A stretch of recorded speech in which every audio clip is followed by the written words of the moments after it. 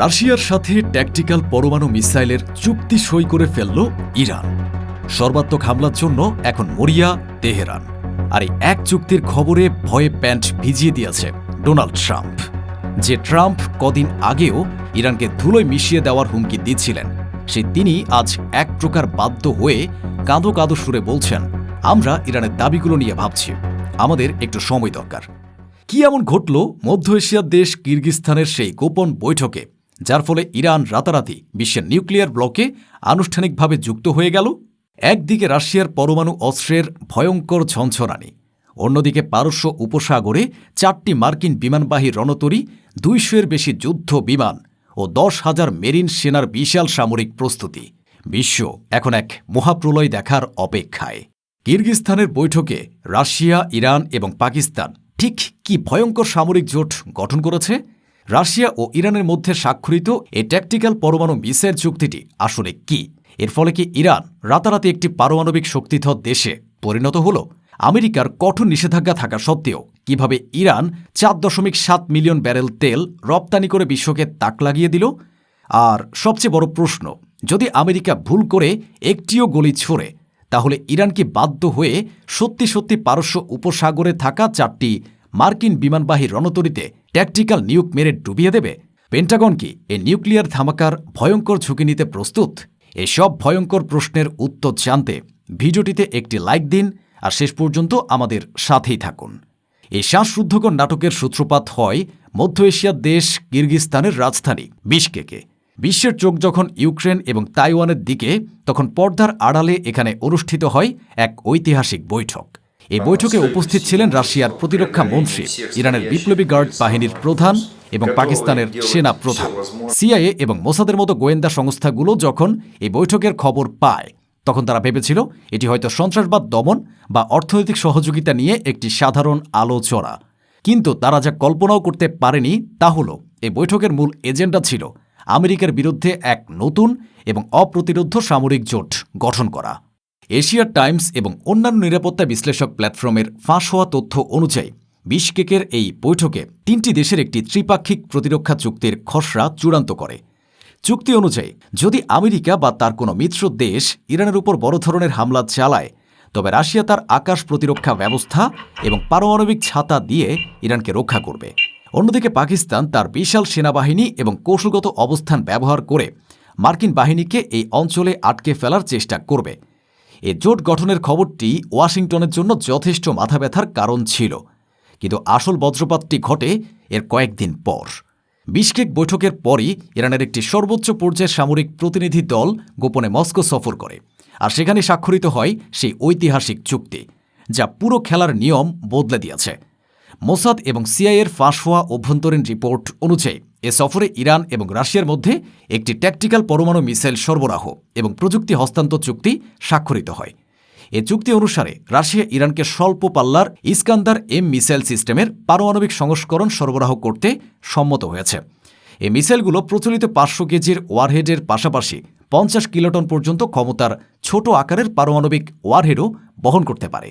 হিরোশিমায় ফেলা বোমার চেয়েও যা প্রায় 3 গুণ বেশি শক্তিশালী। এই খবর ওয়াশিংটনে পৌঁছানোর সাথে সাথেই ট্রাম্পের পায়ের নিচের মাটি সরে যায়। তিনি এবং তার জেনারেলরা বুঝতে পারেন ইরান এখন আর কোনো সাধারণ প্রতিপক্ষ নয়, তারা এখন একটি আধা পারমাণবিক শক্তি, যার পেছনে রয়েছে রাশিয়ার মতো একটি পারমাণবিক পরাশক্তির সরাসরি সমর্থন। ইরানের সাথে যুদ্ধ করার অর্থ এখন আর শুধু তেহরানে আক্রমণ নয়, এর অর্থ মস্কোর সাথে সরাসরি পারমাণবিক সংঘাতে জড়িয়ে পড়া। আর এই ভয়ঙ্কর বাস্তবতার মুখেই ডোনাল্ড ট্রাম্প তার সেই বিখ্যাত দুর্বল উক্তিটি করতে বাধ্য হন, আমরা ইরানের দাবি নিয়ে ভাবছি, আমাদের সময় দরকার। এটি ছিল পরাজয়ের এক নীরব স্বীকারোক্তি। কিন্তু কেন এই চুক্তিটি আমেরিকার জন্য এতটা ভয়ঙ্কর?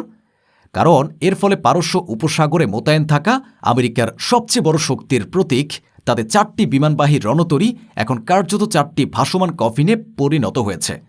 USS Gerald Ford, USS Abraham Lincoln, USS George H.W. Bush এবং ইউএসএস ডোয়াইট ডি আইজেনহাওয়ার, এই 4টি রণতরী এবং তাদের স্ট্রাইক গ্রুপ এতদিন ইরানের প্রচলিত জাহাজ বিধ্বংসী মিসাইলের ভয়ে পারস্য উপসাগরের বাইরে একটি নির্দিষ্ট দূরত্ব বজায় রাখছিল।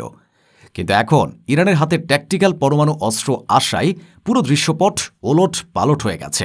একটিমাত্র ট্যাকটিক্যাল পরমাণু মিসাইলের আঘাতেই একটি বিশালাকার এয়ারক্রাফট ক্যারিয়ার এবং তার পুরো স্ট্রাইক গ্রুপকে, যার মধ্যে থাকে একাধিক ডেস্ট্রয়ার, ক্রুজার এবং প্রায় 10,000 সৈন্য, মুহূর্তের মধ্যে গলিয়ে বাষ্পে পরিণত করা সম্ভব।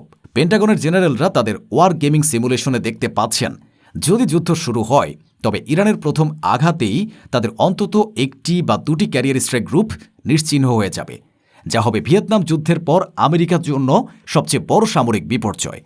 তারা ভালো করে জানে তাদের 4টি রণতরী এখন ইরানের মিসাইলের টার্গেটিং রেঞ্জের মধ্যে ধ্বংসের প্রহর গুনছে। যদি আমেরিকা ভুল করে একটিও গুলি ছোড়ে তবে ইরান হয়তো বাধ্য হয়ে সে 4টি রণতরীকে নিউক মেরে সাগরের তলায় পাঠিয়ে দেবে। আর নতুন পারমাণবিক সক্ষমতার জোরেই ইরান আমেরিকার নিষেধাজ্ঞাকে শুধু বুড়ো আঙুলি দেখাচ্ছে না, রীতিমতো অপমান করছে।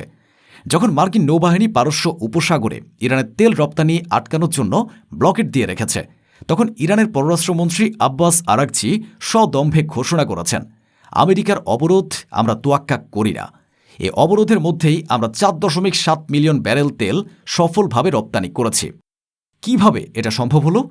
এর উত্তর হল পারমাণবিক পাহারা।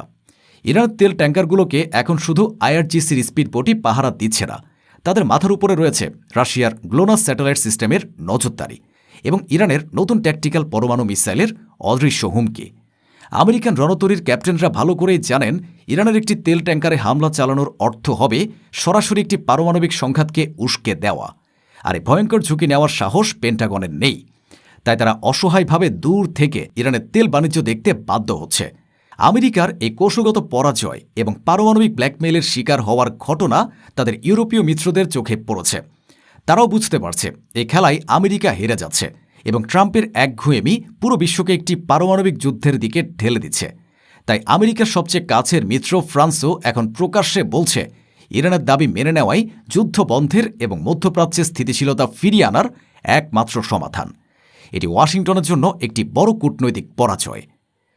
আমেরিকার নরম সুর, ইউরোপীয় মিত্রদের অবস্থান পরিবর্তন এবং ইরান, রাশিয়া, পাকিস্তান অক্ষশক্তির অপ্রতিরোধ্য উত্থান সবকিছুই একটি দিকেই ইঙ্গিত দিচ্ছে, আমেরিকা এই মনস্তাত্ত্বিক এবং কৌশলগত যুদ্ধে পুরোপুরি হেরে গেছে। তারা এখন সম্মানজনকভাবে এই সংঘাত থেকে বেরিয়ে আসার পথ খুঁজছে, কিন্তু ইরান তাদের সেই সুযোগও দিচ্ছে না। রাশিয়া ও ইরানের এই পারমাণবিক চুক্তি আমেরিকার একক আধিপত্যের যুগের অবসান ঘটিয়ে দিয়েছে। পারস্য উপসাগর এখন আমেরিকার নৌবাহিনীর জন্য একটি মৃত্যু ফাঁদে পরিণত হয়েছে, যেখানে তাদের সবচেয়ে দামি এবং শক্তিশালী যুদ্ধজাহাজগুলো প্রতিনিয়ত পারমাণবিক হামলার আশঙ্কায় দিন কাটাচ্ছে। ট্রাম্প যে খেলা শুরু করেছিলেন, পুতিন এবং খামেনি সেই খেলার নিয়ম বদলে দিয়ে তাকে একটি নিখুঁত চেকমেট দিয়েছেন। এখন প্রশ্ন আপনাদের কাছে, আপনারা কি মনে করেন রাশিয়া ও ইরানের এই পারমাণবিক চুক্তি বিশ্বকে একটি নতুন এবং আরও ভয়ঙ্কর স্নায়ুযুদ্ধের দিকে ঠেলে দেবে? এবং ডোনাল্ড ট্রাম্পের এই পিছু হটা কি আমেরিকার সুপার পাওয়ার হিসেবে পতনের চূড়ান্ত প্রমাণ? কমেন্টে আপনার মূল্যবান মতামত জানান, কারণ এই উত্তরের উপরে নির্ভর করছে আগামী বিশ্বের ক্ষমতার নতুন ভারসাম্য।